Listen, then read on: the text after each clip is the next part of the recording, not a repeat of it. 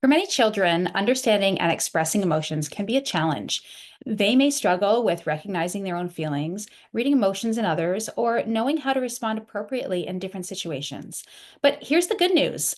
Emotional awareness is a skill that can be taught, modeled, and practiced with the right strategies. So, what are the best ways to teach emotions to kids?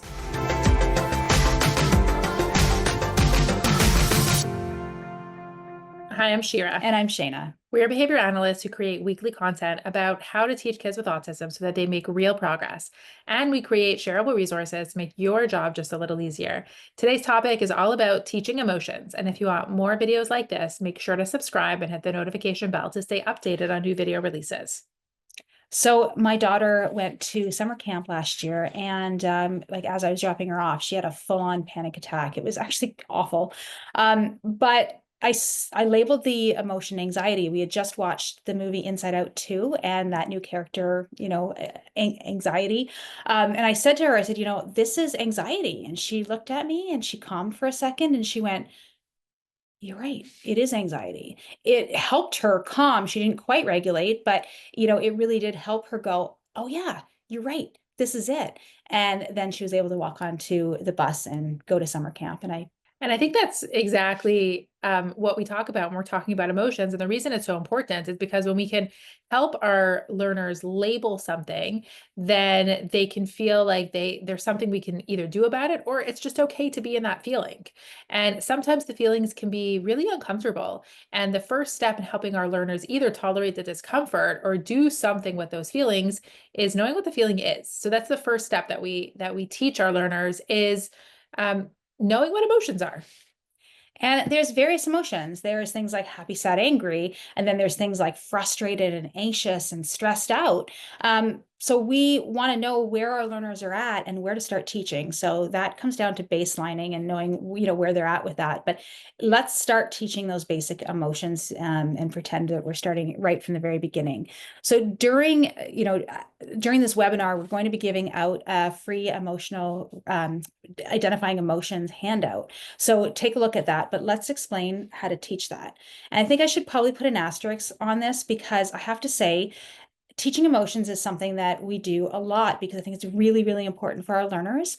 And every time I teach it, I still hate the way that we really teach it because ideally we want to be teaching emotions in the natural environment, and we want to be able to say, as a student fell down and hurt their knee, we need to be able to say, you're feeling sad or you're feeling upset right now. Or as a student is having a full-on meltdown, we need to say, you're feeling angry right now, you're feeling frustrated. But we don't get enough opportunities to do that in the natural environment for them to really learn that.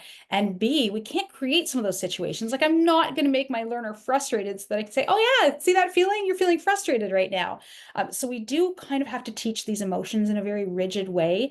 And it kind of is what it is. When I first started in ABA, we used to do things like show me happy, and the learner would put a forced smile on their face, like, you're right, that's happy. And then I would say, show me sad, and they would like make a pouty face. And I said, good job, that's sad. And really, that's not sad. So it is difficult to teach emotions from a piece of paper perspective. But so that's why we're putting a little asterisk on this, but it is so far the best way we've come up with and the best way that our learners learn emotions. And we just need to make sure that we're generalizing it all the time. What we can do to make it less rigid is instead of using cartoon characters or board maker symbols, use real life situations, either of the individual that you're working with, but also you can include context in the picture. So if you're looking at just a picture of a little bubble happy face, like you don't even know what they're happy about. But if you're seeing a picture of, a birthday party and someone's smiling, then you're giving a lot more context to the feeling of happy. Or if, they're holding a, broken plate on the floor and it looks like they're sad, teaching our learners that emotions come with context, I think could make it feel less like, robotic than the old way of teaching emotion. So always consider that. The other thing that Sharon and I like to do when we're teaching most of our programs is we teach across operants. And what do we mean by that? Is operants are things like, receptive language skills, that comprehension piece. And then operants are also, another operant would be tacting or labeling, which is actually expressive language. Another operant is what, visual performance or like a matching task. So typically what we would do is we would take, a set of three emotions. And the reason why we teach three emotions at once, or maybe we'll do two, but the reason we teach more than one emotion at a time is so that we can prevent overgeneralization, which really means that if we're teaching something like happy and we only teach happy, as soon as we present a picture of sad and we start to teach sad, if they've only learned happy and only gotten reinforcement for saying happy, guess what? When we pick up that picture of sad, guess what they're going to say? They're going to say happy. But if we're, shifting and mixing and varying happy and sad together at the same time, then that overgeneralization doesn't occur because of that. So typically if you're teaching in a set of two or a set of three, where we typically start is sorting non-identical pictures. So again, that first operant of visual performance, right? So taking some non-identical pictures, because sad isn't just a pouty face, sad is a broken plate, sad is a bruised knee, sad is sad.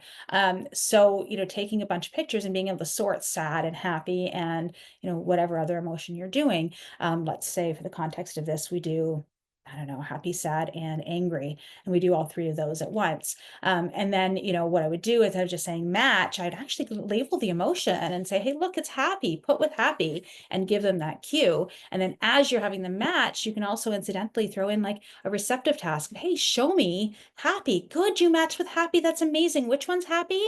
And then if they can talk, throw in that, and how do they feel?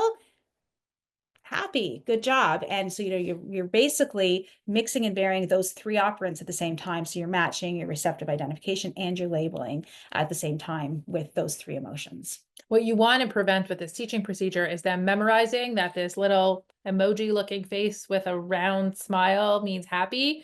And that's it.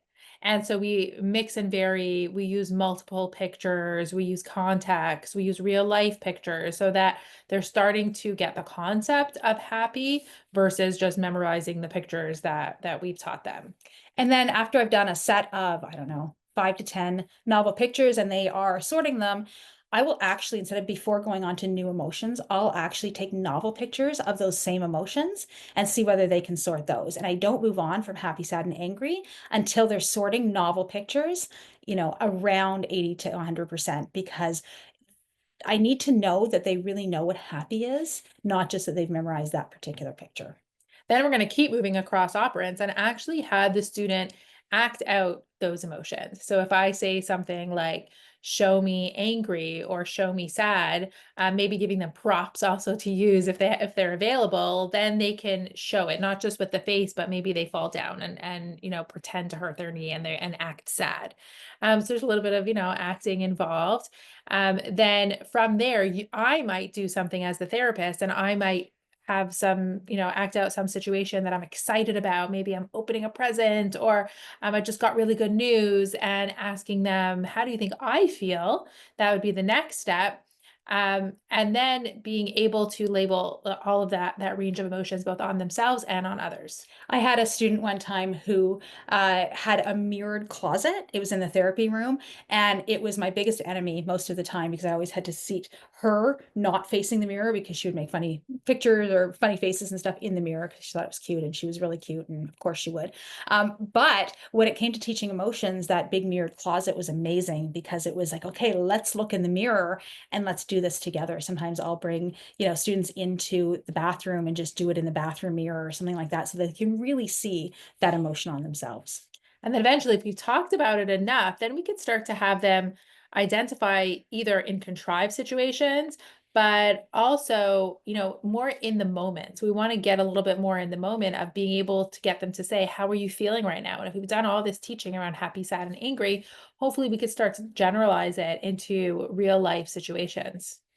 And then, we go on to, set two, set three. So introducing new emotions. So, once you've taught happy, sad, and angry, pick three more emotions and teach those three more emotions. And maybe they haven't quite generalized happy, sad, and angry, but you still can move on to another set of three emotions while you're generalizing happy, sad, and angry. And then eventually, if a student has enough language, we can get into situation-based learning, right? So some kind of extension, like, how do you feel when this happens? Or when this happens, how do you feel? Or name some times when you feel this way. There's emotions board games that you can do as well. It's just some generalization techniques. It really helps to work with like, parents or caregivers on them keeping track of maybe some situations that have happened recently that you can refer back to, because we want to make it as realistic as possible. Back to the birthday party example, I've had some kids who hate birthday parties. And so if I'd use that example of something that makes you happy, it wouldn't really make sense. So I might use that as an example of anxious or overwhelmed. So having there be real life situations that you can refer to that are meaningful to that learner.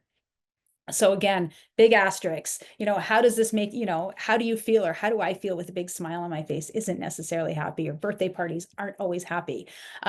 So this is a way to teach emotions, but making sure that we're constantly role playing and constantly generalizing is huge. So in summary, today we discussed the best strategies for teaching kids about emotions. So click the link in and around this video to get your free emotions teaching program. For more information on teaching kids about emotions, click the link on or around this video or in the description to claim your free emotions teaching program. We also encourage you to subscribe to the channel so you don't miss any future videos, and leave a like and comment below if you have further questions.